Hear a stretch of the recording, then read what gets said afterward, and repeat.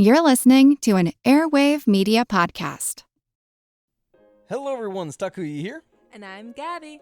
And we are the hosts of History of Everything, a podcast which you can probably guess by the name is, it's about everything. Do you want to know why people thought potatoes were evil and would give you syphilis? Are you curious about all the stories of the terrible and stupid ways that people have kicked the bucket over the years? Do you want to hear tales about all of the different badasses of history and the lives that they had brought to life? Well, if so, then look no further. History of Everything is just the right podcast for you. It's available on Spotify, Pandora, and anywhere else that you get your podcast from. Join us for some fun and just see how weird and wacky history can be.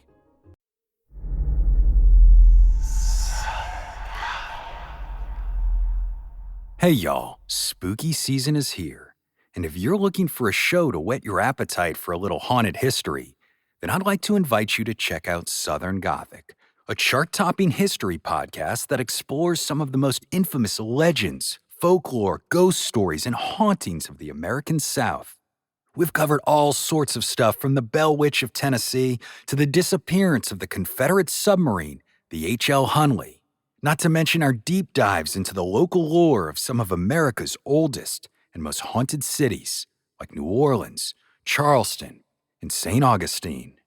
So, if you're ready for a little good old-fashioned Halloween storytelling with a commitment to quality historical research, then be sure to check out Southern Gothic today. It's available now on all your favorite podcast apps.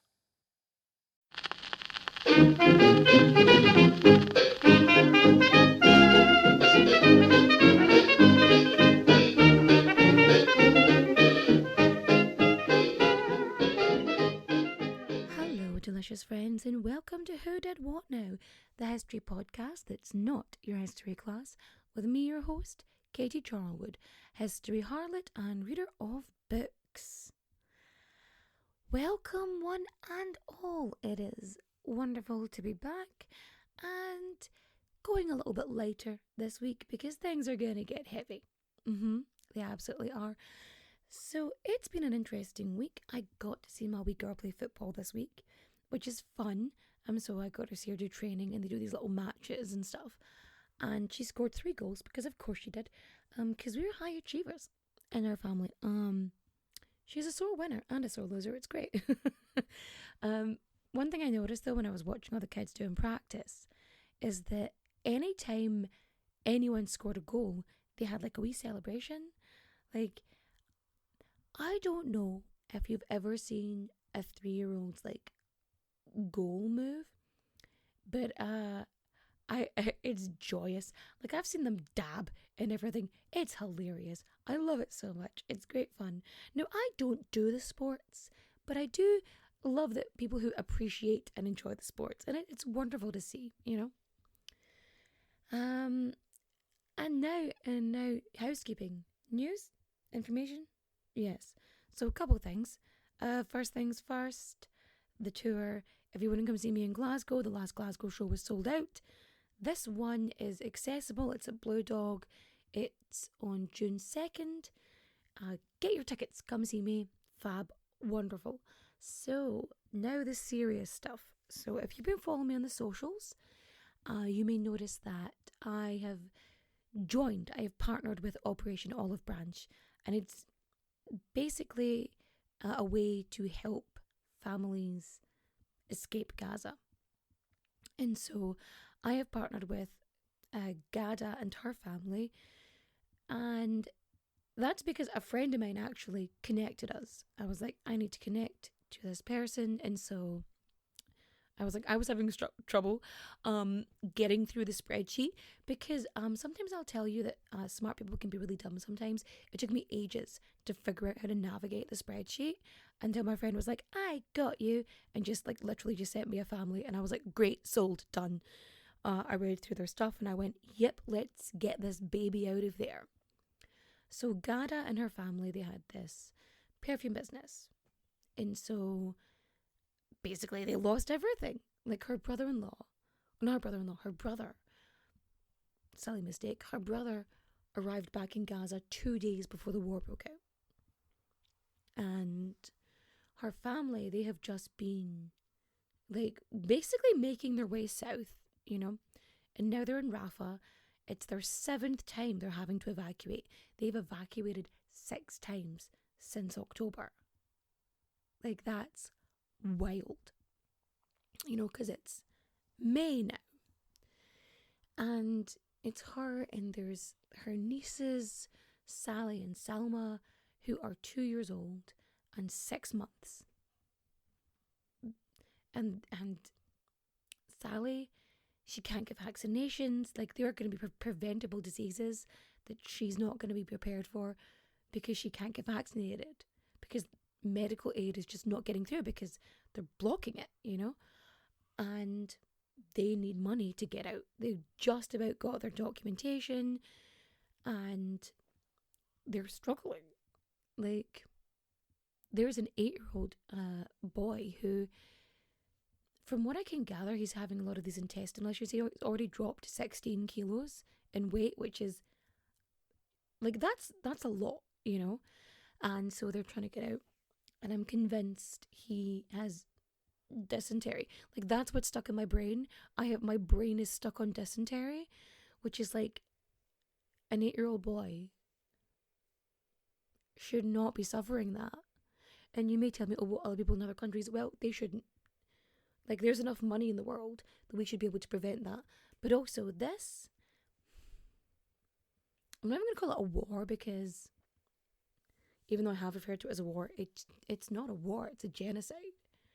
Entire bloodlines have gone, and my plan is effectively to try and give as much as physically possible.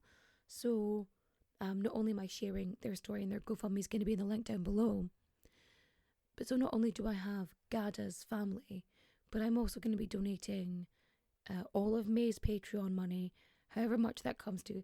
Like, I know I only make like 200 quid on the Patreon a month, but like, it's something, you know, it's something to give. And I also made a Yeet the Rich t-shirt or stickers or whatever. I made like $1 per sale on those. But effectively, every bit of money that comes from that, every penny, is going to go towards Operation Olive Branch and helping a family somehow. I know it's not a huge amount, although there's probably someone there going, that's a load of money. It is a load of money for a lot of us, but it's a load of money for me, actually, in general. But cost of living crisis, everything's gone up, and it's just money that I wouldn't have otherwise. It's not money I rely on. And so I usually put that kind of money back in towards the podcast to get like equipment and other stuff, but I don't need to do that right now because other people need this more than I do. And I think we owe it to them to help. But anyway, I know what you're thinking. You're thinking, quit your jibber jabber and fact me. In fact you I will, but first, we've got to get our source on. The Akali Experiment. 5 men and 6 women on a raft across the Atlantic for 101 days by Santiago Genovés. Our sources are Mutiny on the Sex Raft, How a 70s Science Project Descended into Violent Chaos by Stuart Jeffries. Akali, RE1 and RE2, Some Conclusions and Hypotheses Concerning Human Friction Under Isolation and Stress with Special Reference to Intelligence and Personality Assessment by Dr Santiago Genovés. And we have The Raft documentary from 2018. Are you sitting comfortably? Good. Then let's begin. Now, I wanted to do this because although it's actually terrifying and awful, but also kind of hilarious, and it's a little bit lighter in the end to a lot of the stuff we're going to be covering soon, because things are going to get heavy and things are going to get dark, and that's where things are going to go for a little bit. So I thought, you know what, let's lighten the mood a wee bit. Let's make things a wee bit easier. And so here we are, and we're going to talk about the sex raft. Now, I know what you're thinking, Katie. What? Really? This is a thing? Yeah. And you're going to be completely surprised when I tell you this was the 1970s.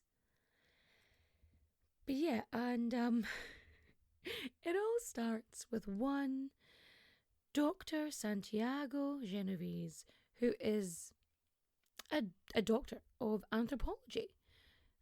Effectively, yes, he's an anthropologist in the 70s, because of course he is, because this is when people start thinking about violence and conflict, and you've got Vietnam going on, and you've got, I don't know, serial killers going up the I-5 or wherever they are.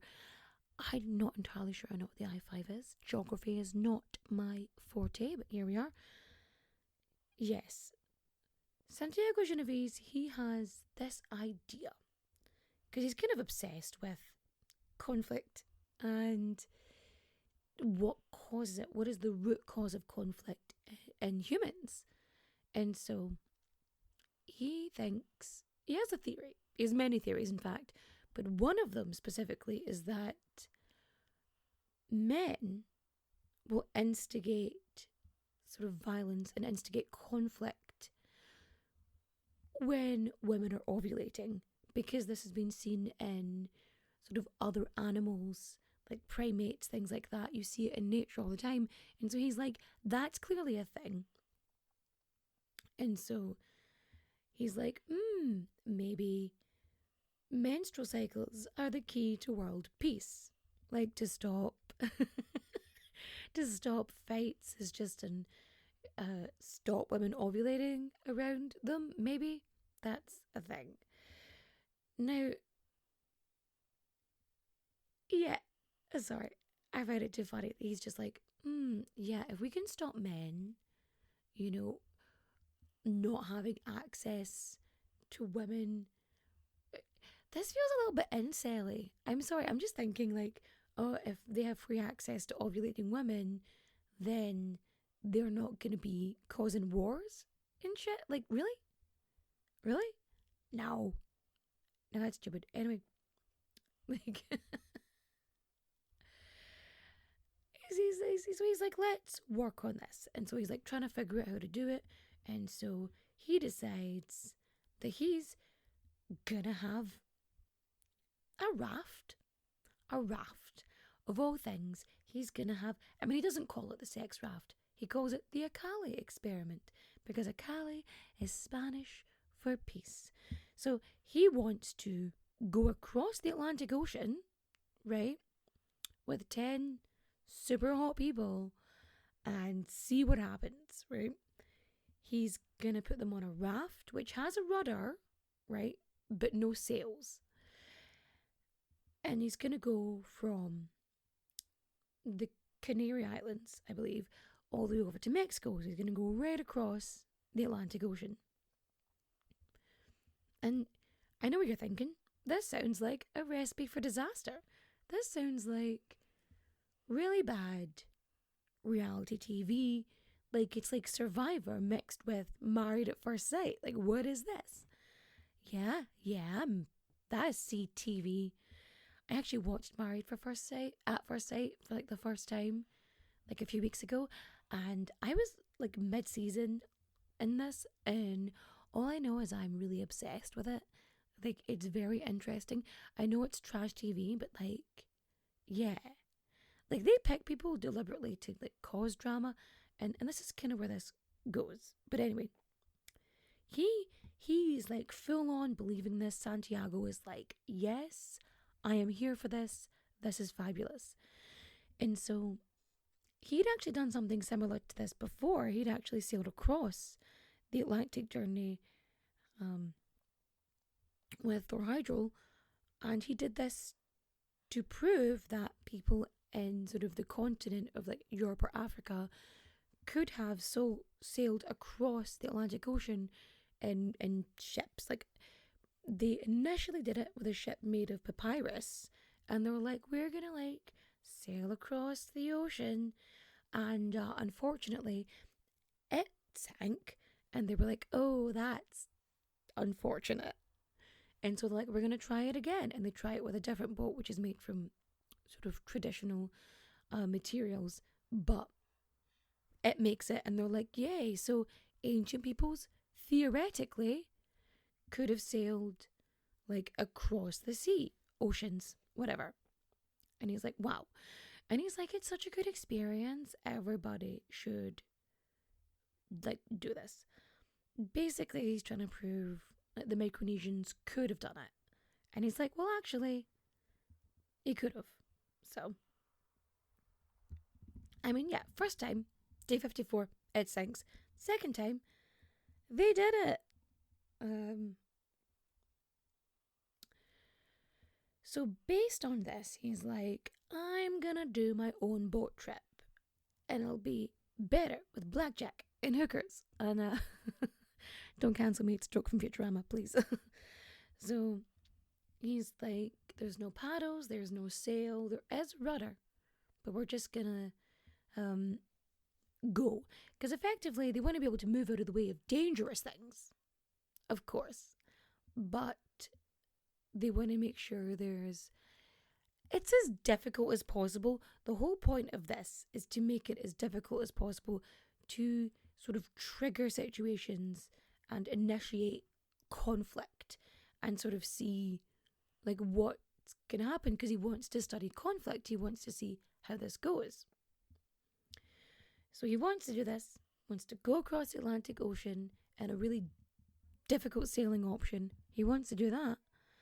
And it's going to take like somewhere between 90 days or double that, like nearly 200 days to get across.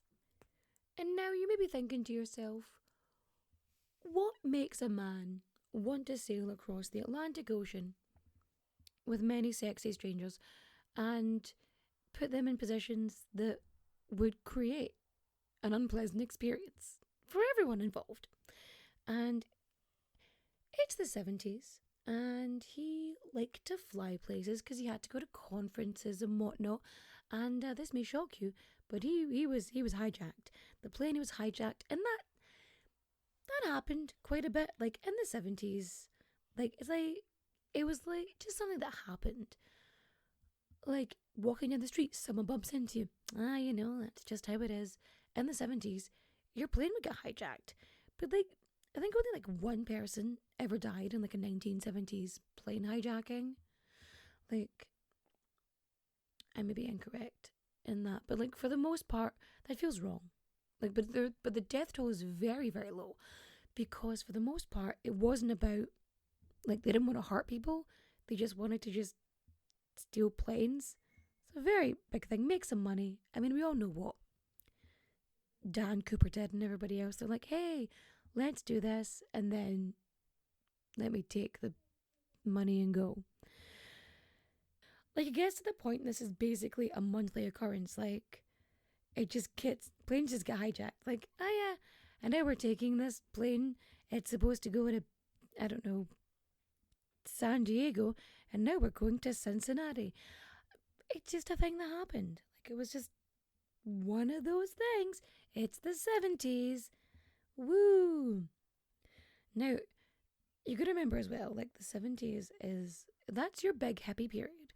Everyone thinks it's the 60s, but it's like the late 60s, early 70s is where that hippie vibe starts coming into it, you know? So, he's like, this is traumatic. I really need to resolve conflict now. And he's like, I'm gonna build my sex raft. And so he does. And to make it somehow murkier, this is funded by the Mexican government. They're like, yeah, Santiago, you put those sexy people on a raft. And they're like, cool. Now, of course, some people are looking at that and they're like, wee bit unethical, pal, wee bit unethical. And he's like, is it unethical? Because every 20 seconds, somebody dies at the hands of a man. And is that not the most unethical thing ever?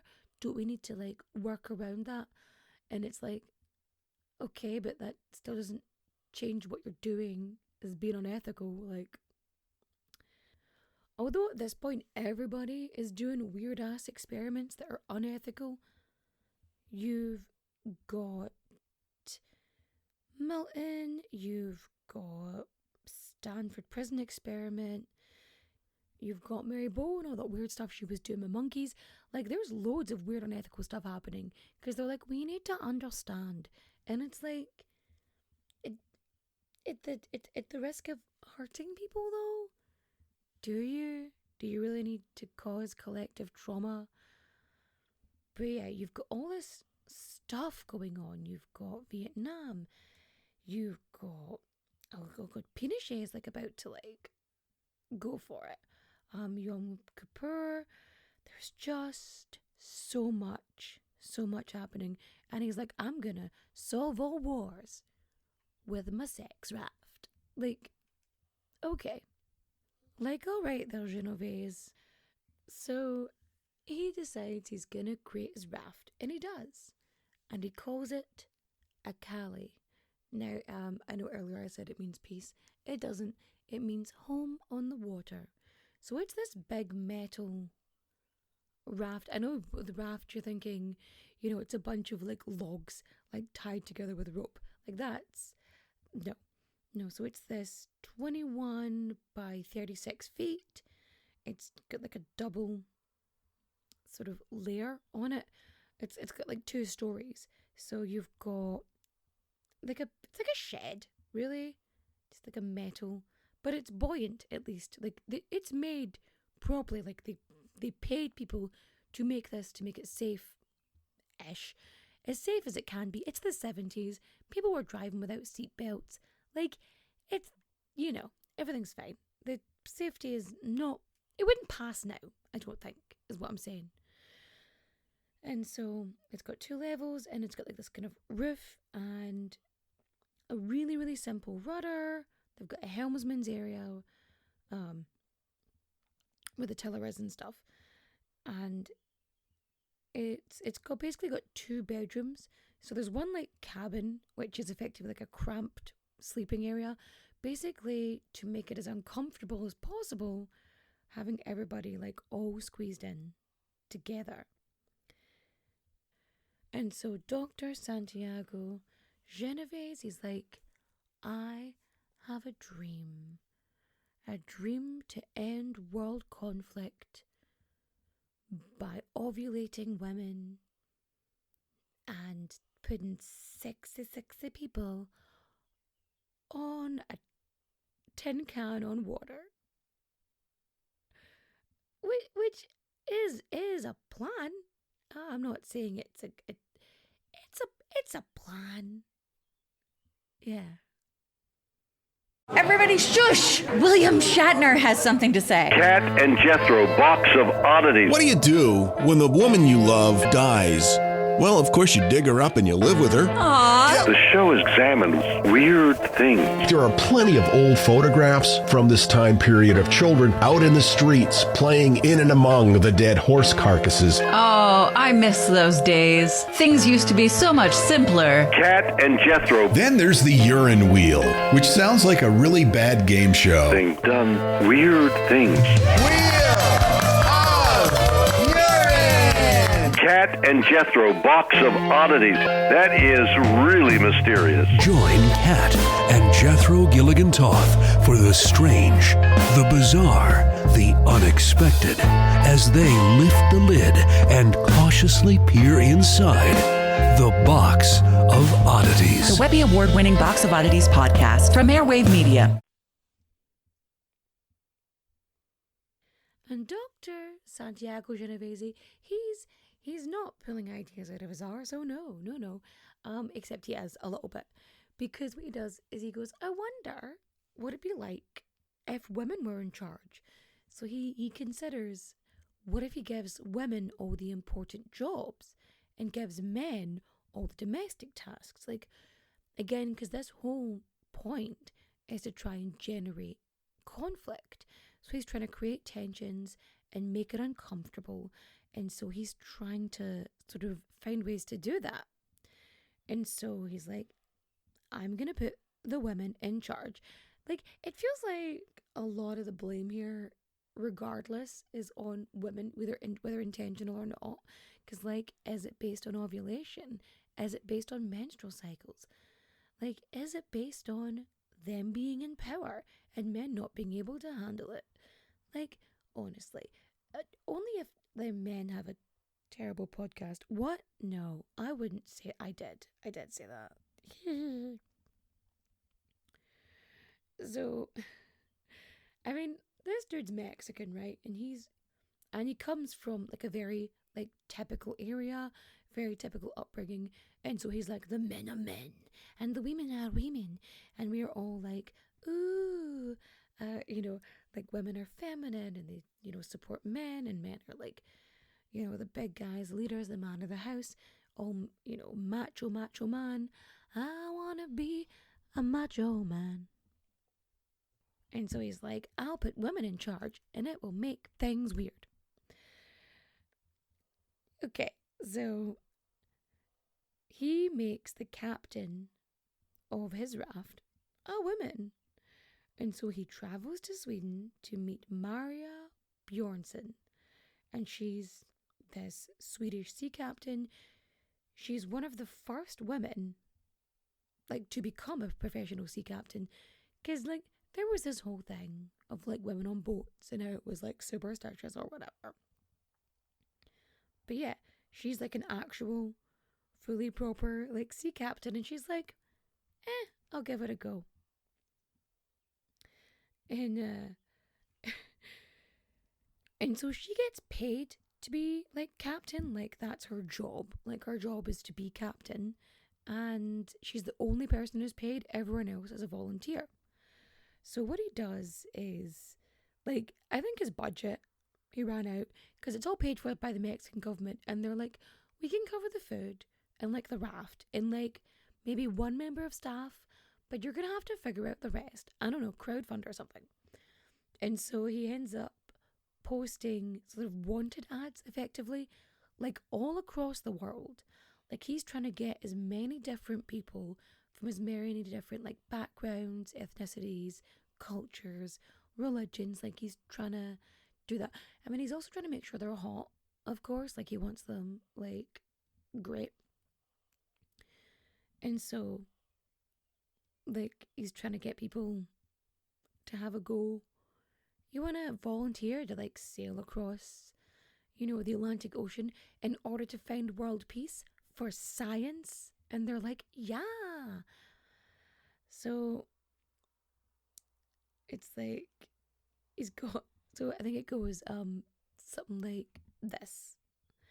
Expedition leader looks for volunteers to sail on a raft across the Atlantic. Duration, 3 months.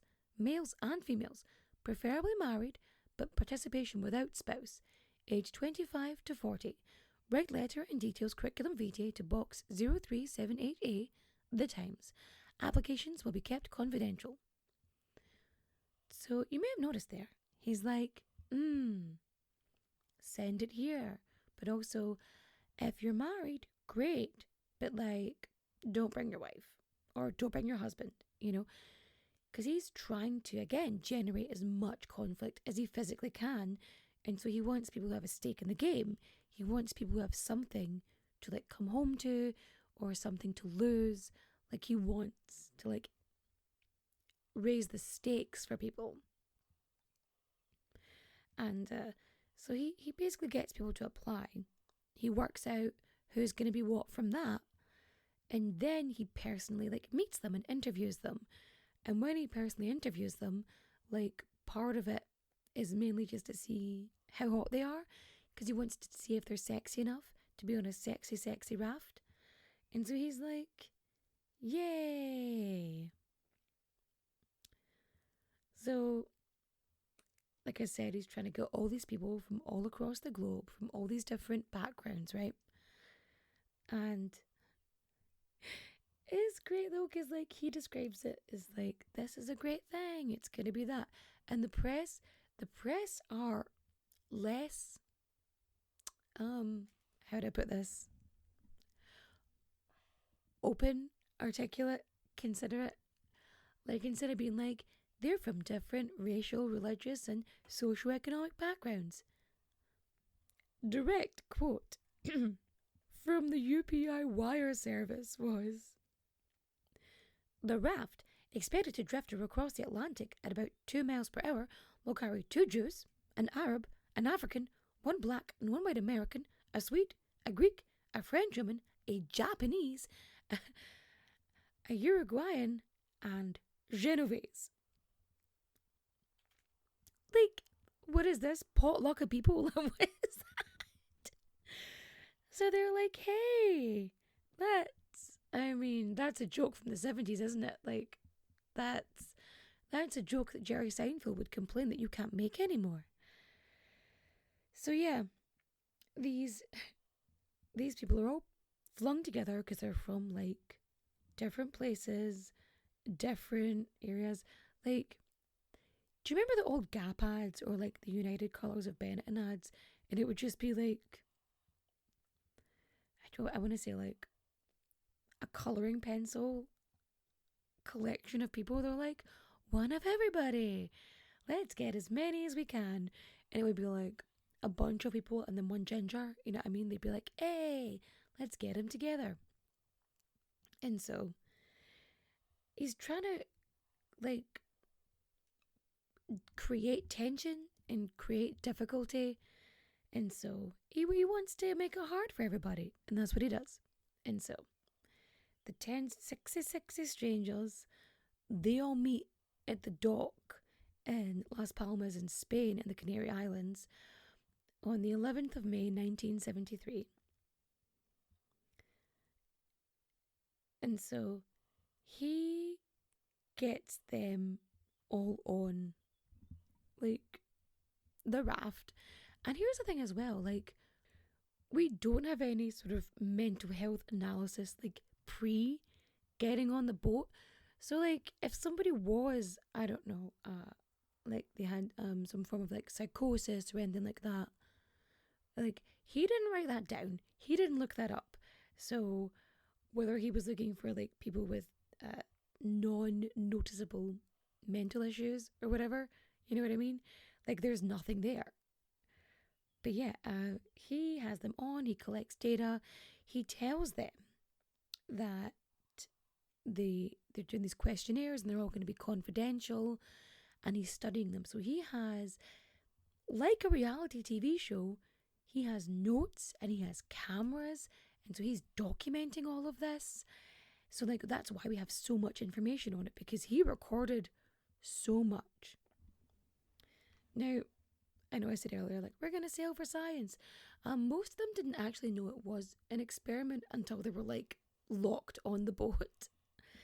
And they're like, oh, cool. I mean, they thought they were sailing for peace, but they just didn't realise it was for peace and science.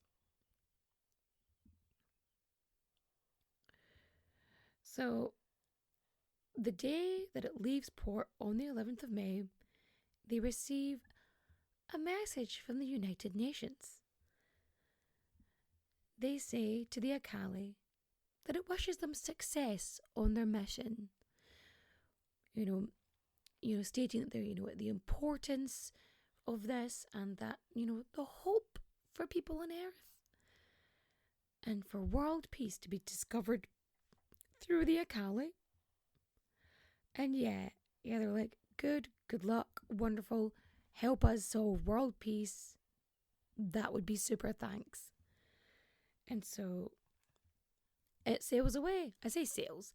It's pulled out of the bay by a tugboat by Maria's boyfriend. So he's in the tugboat in front, and he's like saying to her, hey, bestie, babe, you know how I love you.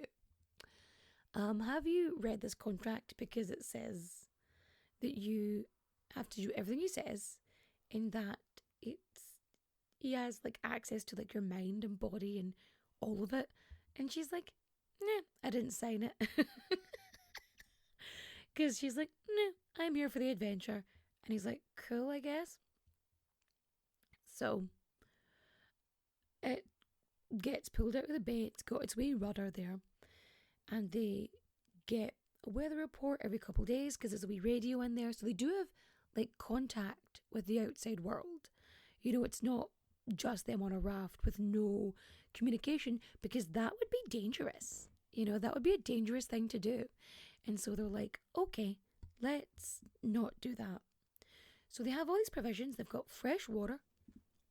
They've got basic provisions. Like, they still have to fish and stuff, but like, they've got most of what they need. So I should tell you about everybody that's all aboard the Sex Raft. So we have Dr. Santiago Genovés, who is the Mexican anthropologist. And then we have Captain Maria Bjornstam from Sweden. She's 30, first female professional captain. There's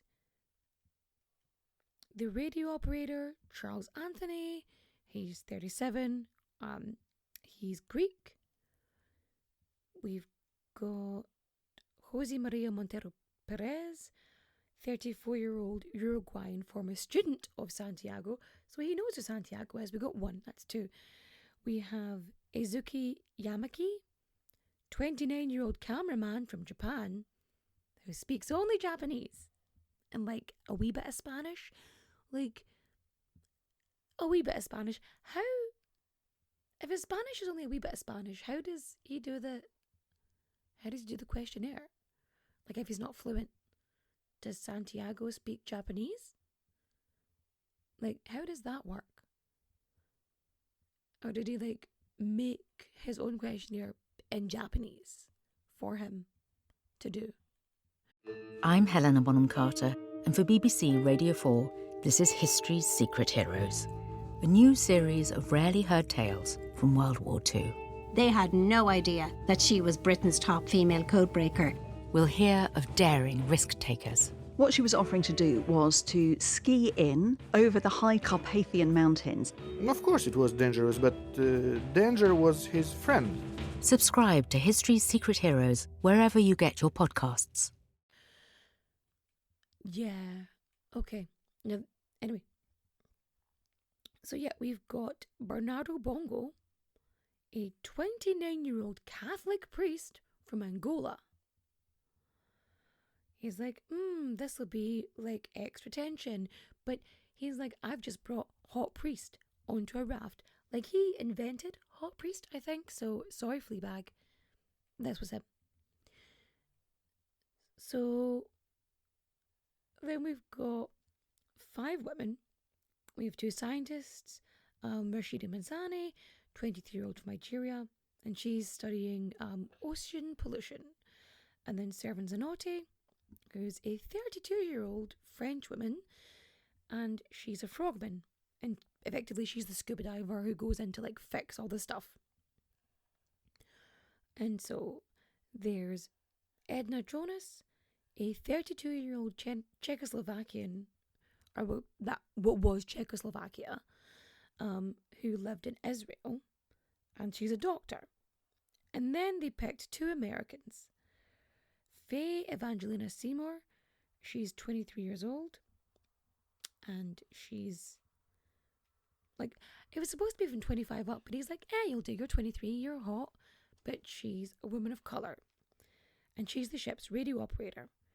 And then we've got Mary Gidley, a 36-year-old mother of 3, who's the navigator, and she's running from her husband, who basically tried to end her life, effectively. That's what he tried to do. And so she got the heck out of Dodge and was like, bye, okay. And so she's doing this to basically get away from him. I have questions about where her children are, but that's neither here nor there. And so they're all aboard this ship, and they've got these questionnaires. Now, these questionnaires are it's like the burn book from Mean Girls.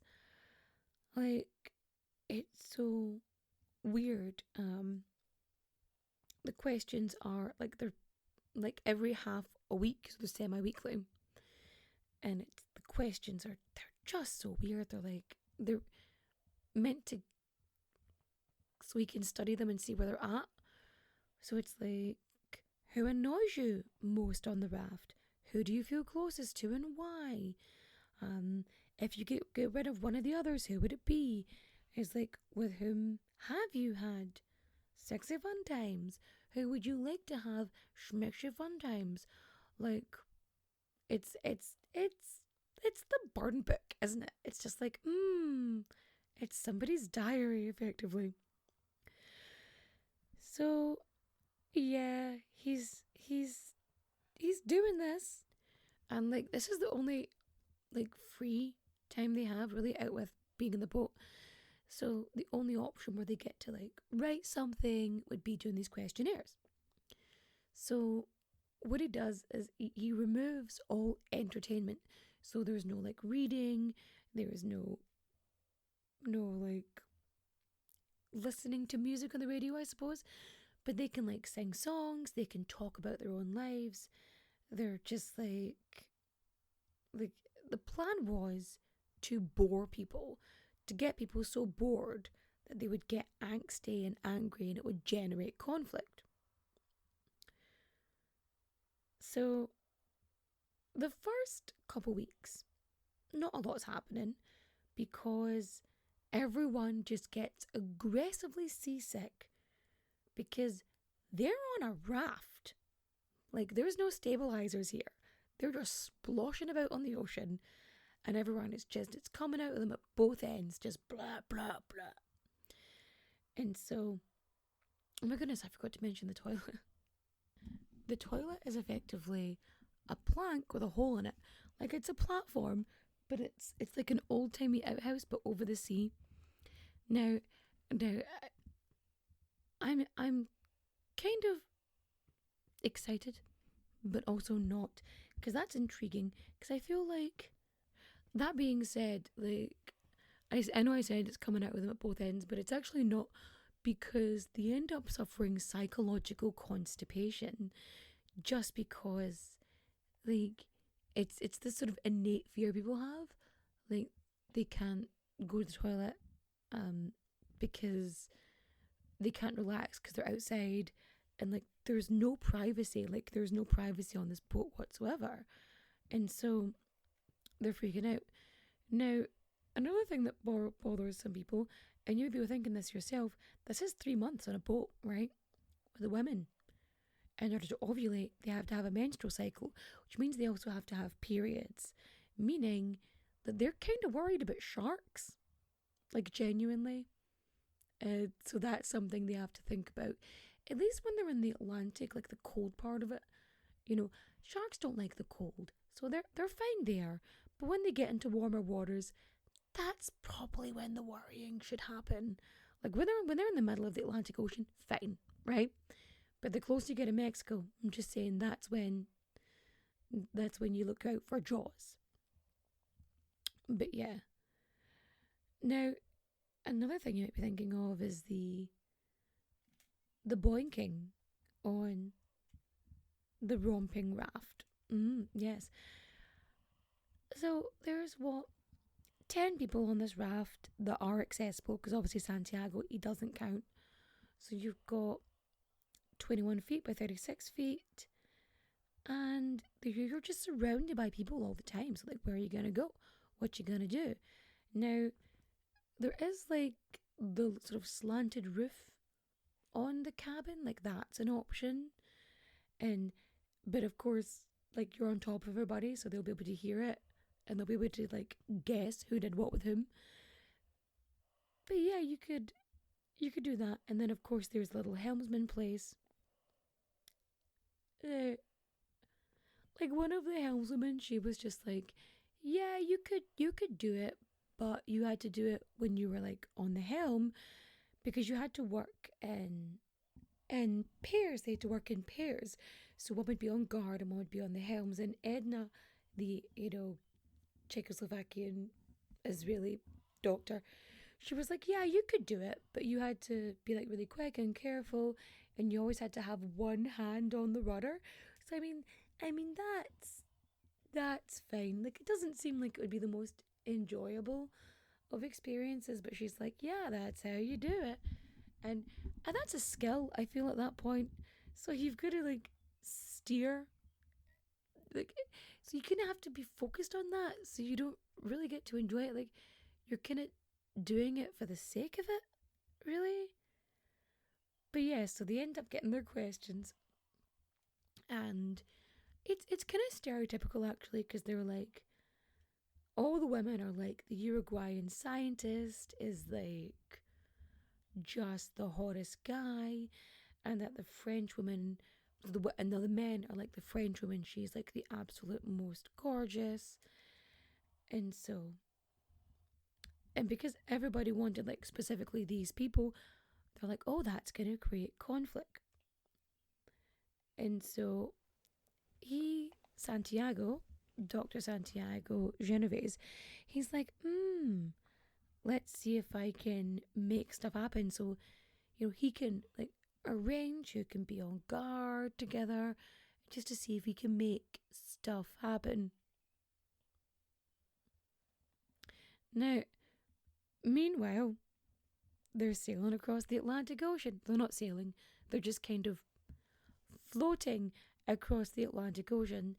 And Captain Maria, she very sharply begins to hate Genovés. Like, she absolutely despises him. Like, I cannot convey to you how angry she gets. Like, she hates him with the fire of 1,000 suns. Like, she doesn't do the questionnaires. She doesn't, like, sign his contract. And so she tells him his experiment is stupid. Like, she just hates him. She hates him. She hates everything about him. But she's like, I'm here for the adventure.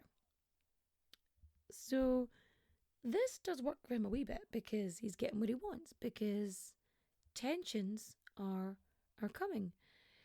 Because they're like halfway across at this point, and one of the dudes, he's fishing and he catches a shark. So shark gets like pulled up onto, I want to say, the deck. Like, gets pulled up and they just like beat it.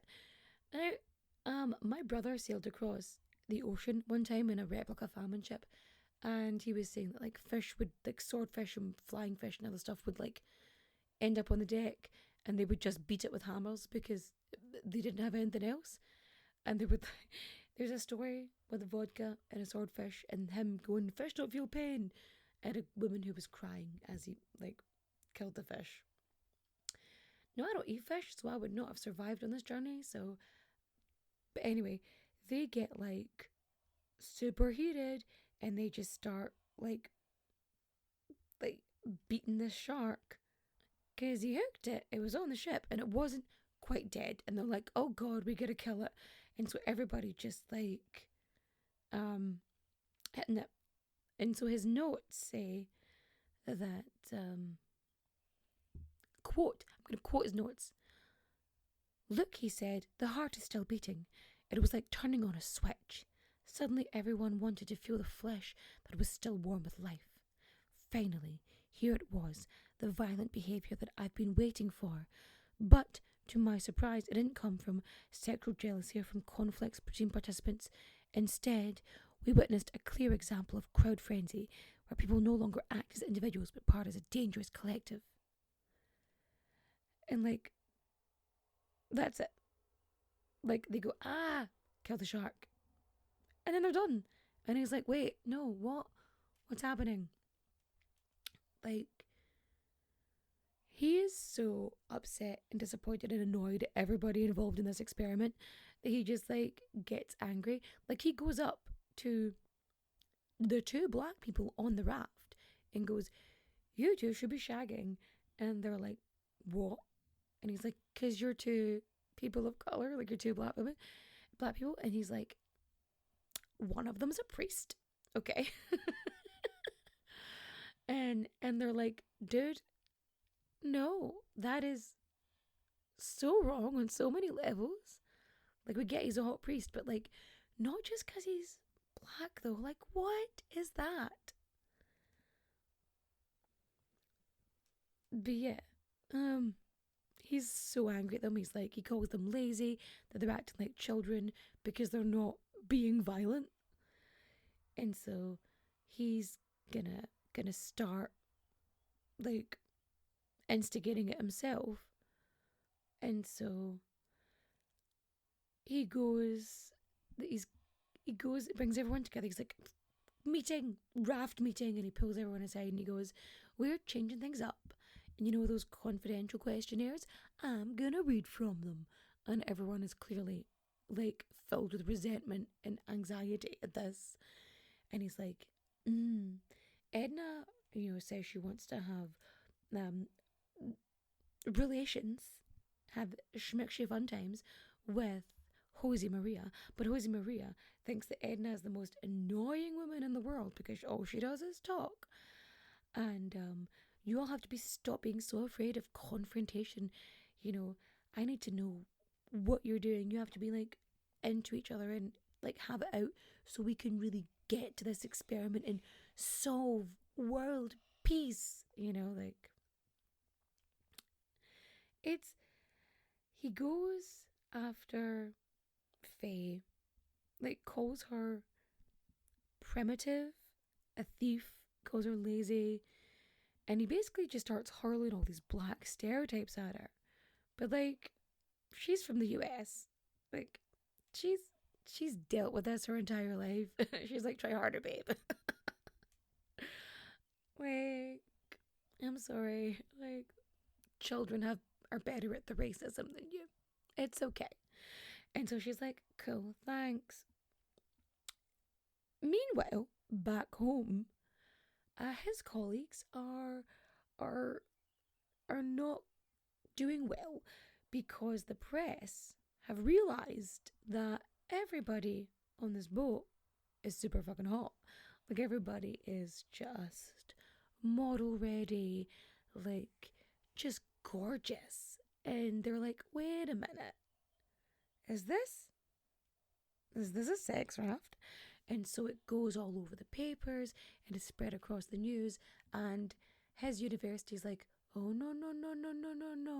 Oh, we're not anything to do with that. And like, they denounce him and they call him like a freak and a creep, and like, it's got nothing to do with them.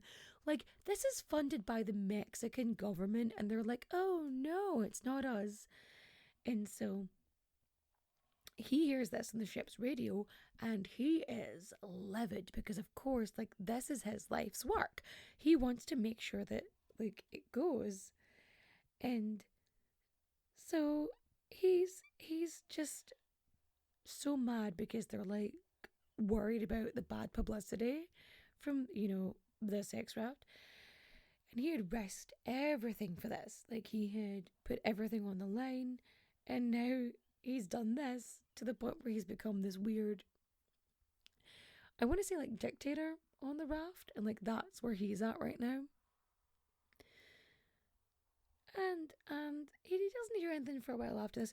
Now, he doesn't like smash the radio or anything in like a weird rage.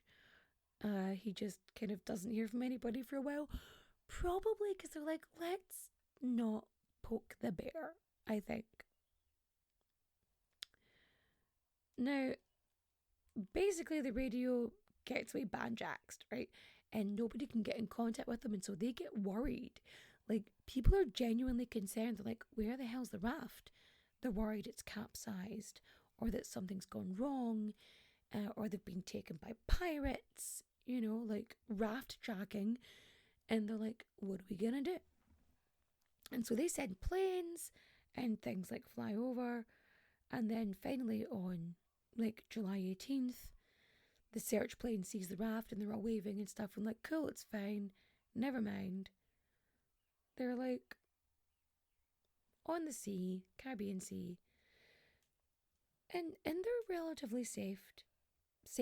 They're relatively safe, except for the fact that what should be like the main sort of moment for this experiment, it's coming upon them because there's a storm coming, like proper hurricane, and like it could be pure survival.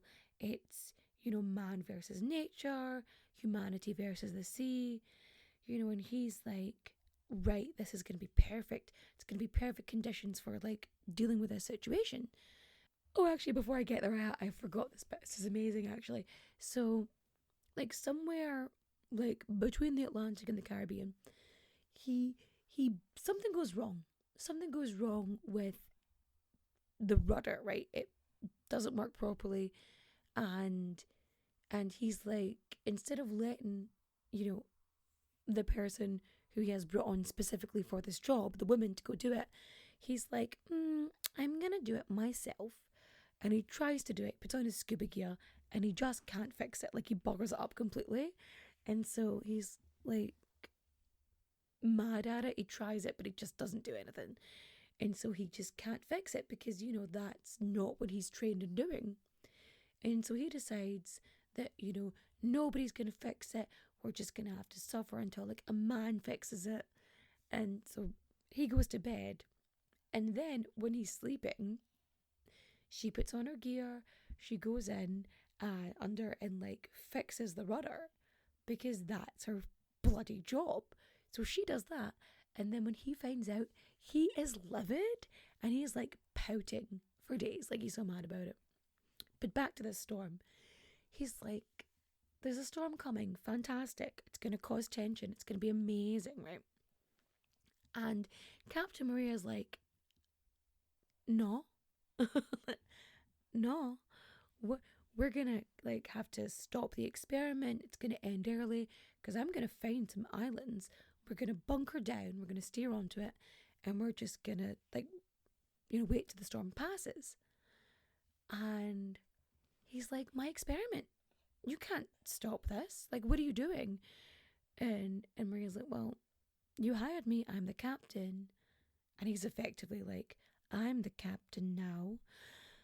Like, he just decides he's the captain. And he's like, no, you're fired. You're fired. End of discussion. Done. And so he fires her. Like, the man with no captaining experience is like, it's a mutiny. He mutinies the captain, whom he hired because she was more concerned with keeping everyone safe. So the first thing he does is baggies up, like, the camera, his notes, all of, like, the files, the questionnaires. He just seals them up, makes sure they're safe first, right? Then he's like batten down the hatches, lock it up, and they all just huddle and hope for the best. Now, in a crazy random happenstance, they manage to, like, not hit the storm. Like, they get the tail end of it, like, they miss the eye, they miss, like, the edges, they miss it all. Like, they are so lucky. And it just, like, barely touches them. So what was gonna be, like, this big, massive, like, issue just isn't. Now, he's clearly mad, even though the answer seems to be put women in charge and there's no hostility. Because, like, he was so convinced that men wouldn't, like, follow women's orders or, do the menial tasks and whatnot. But they did. So now at this point, everybody just fully resents Santiago Genovés. Like, they hate him. Like, it gets to the point where they start having secret meetings, clandestine meetings on the roof, right? Where they're like, well, what if something happens to him? Like, they're planning his murder because they're just so done. Like, he is all the focus of their aggression and rage because he has created horrible situations because he mutinied against the captain. He put them all in danger. Like, he's the root cause here. And so, like, you've got them going, oh, what if he had an accident when taking medicine? Like, we accidentally gave too much of it. Like, whoops. What if he fell overboard? What if we did, like, a full Murder on the Orient Express situation where we all put our hands on and push down at the same time? Like, ooh. Like, we're either all in it or not in it. And so it's one of those things where, like, they seriously consider it. They're seriously planning it. And then they just kind of go, maybe not. Maybe that's, like, a bit extreme. And it's like, it's the Japanese guy as well who's, like, really involved in this. The guy who can barely speak Spanish. Like, so unless someone else has some Japanese, like, you know. But I mean, bit extreme. And so, yeah, they're like, we're better than this. Like, and so Isuki's like, oh, I guess, I suppose. And so nobody ever brings this up. They don't mention it in the questionnaires. I know you're shocked. And so Genovés, he never learns about this, right? And so, like, a little amendum, like, we were going to kill you, though, for being annoying. But they didn't. So he ends up having this massive breakdown because he realizes that he's the cause. Like, he's the one causing all these problems. Like, he's the reason for aggression. He's the reason that any violence is going to happen. And so he's having this crisis. And while he's broken, especially as such like a macho, like Mexican man, where he's not supposed to feel feelings, and he's feeling all of them. And so he's having a wee bit of a breakdown. And mid-breakdown, they realise that they're in a shipping lane. And there's a tanker, and it's coming for them. And he doesn't know what to do, because he just freaks out, he breaks down. He just starts screaming and flailing his arms. Now, you can watch this footage. You can watch him freak out. And Maria is just like, fuck this for a game of soldiers. And she decides to just take charge. Like, she just starts grabbing people, and she goes, you grab the flares, you grab a flag, you get on the radio, see if you can get them to like pick up on us, you just start hitting this horn as hard as you can, just like make as much noise. And so they're like, you can watch this, you can see the flares going off. Now luckily, like, this means that the shipping tanker, which could not see them beforehand because it's a massive tanker and this is a wee metal raft, right? Like, it manages to get out of the way, like, just in time, you know? And after this, Dr. Santiago Genovés gets sick. He has an infection of some kind. Like, did he manifest it? Was it just from him being so broken down and worn down? Whom's to say? All we know is that it happened. And so he had become this little exile who just goes to the cabin and just hides for the rest of the journey.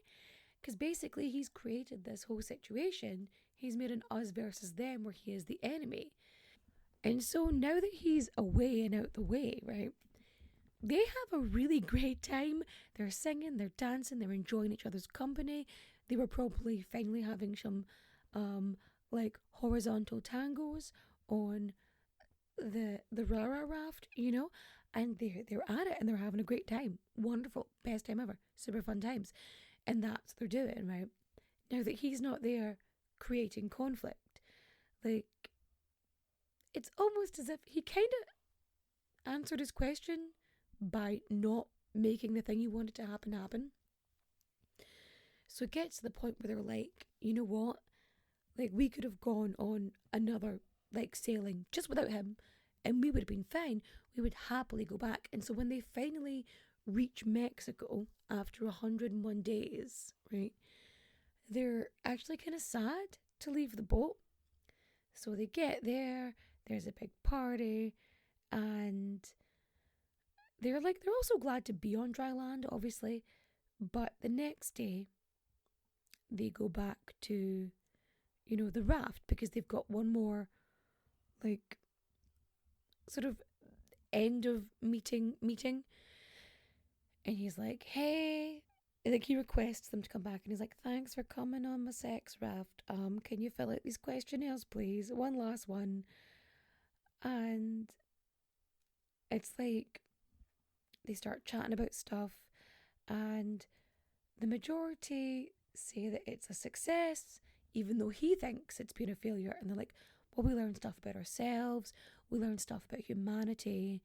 And Faye, who the 23-year-old, she's like, it's a massive success. And everyone's like, really? You're saying that? Because wasn't he like picking on you like the most, trying to make you shag a priest and saying all these very weird like stereotypical things about you? And she's like, yeah, like it was them and us, which is what he wanted. And he saw that the cause of the problem was this dude in power. Like, yeah. Like, we started out as them and us, and then became us, which is such an existential thing to say, but like, is very much something a 23-year-old would say. But like, she did good. She did great. And so that was that. Like, many years later, sort of the surviving members, they managed to get together for this documentary. It wasn't originally going to happen, but the director of the documentary, he'd reached out to Maria, and Maria was like, don't really want to rehash any of that. And then she watched some of his stuff he's made and was like, no, actually, you're a pretty cool dude. And so she then gets in contact with everyone else that she knows, and they get together and they rebuild the raft to the specifications, and they go back on it, and they basically just chat. Like, it's such an interesting thing. But yeah, that is the story of the Sex Raft. I'm sorry I'm losing my voice, so if it's not as loud, I'm very, very sorry. If you liked my retelling of this story, please rate and review 5 stars. If you didn't, don't say anything, just go away and leave me alone. Don't forget you can donate everywhere. Help people. Let's not be dicks. And let me see now. I'm so tired. I'm so sorry. And recommendation time. I'm going to recommend a book called Butter. That's all you need to know. It's butter, poison butter. Maybe. You'll have to find out. This is a woman who people accuse of poisoning people with butter. Sold. Sight unseen. I was like, I need this book. I bought the book. So for watching, I'm going to say Renegade Nell. It's a little bit fun and lighthearted and a little bit of a break. And for listening, I am going to suggest, and this is a bit weird, I was listening to the Stupendium, and he did a really interesting sort of Fall in London musical, which was really fun and weird, and you should definitely go listen to that. But anyway, that is me. That is today. I hope you all are having a wonderful time. Thank you for listening to me, and be ready for the bonus episode coming later this week. Adios, au revoir, auf Wiedersehen, my friends. Bye-bye.